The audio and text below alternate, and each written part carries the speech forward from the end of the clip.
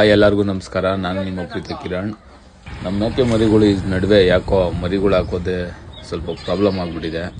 ಮೂರು ಮರಿ ಹಾಕೋ ಮರಿಗಳು, 3 ಮರಿ ಹಾಕೋದ್ರಲ್ಲಿ ಏನಾಗ್ತಿದೆ ಅಂದರೆ 2 ಉಳಿತಾ ಇದೆ, 1 ಸತ್ತೋಗ್ತಾ ಇದೆ.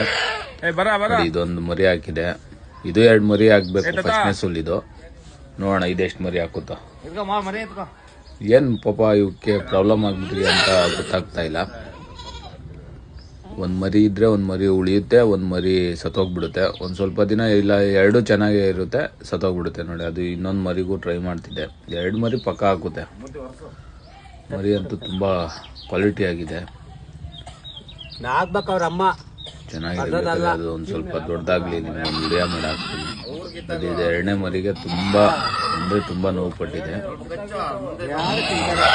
ಏನು ಮರಿ ಹಾಕುತ್ತೆ, ಅದು ಹೆಣ್ಣು ಮರಿ ಆಗಿದೆ. ಫಸ್ಟ್ ಮರಿ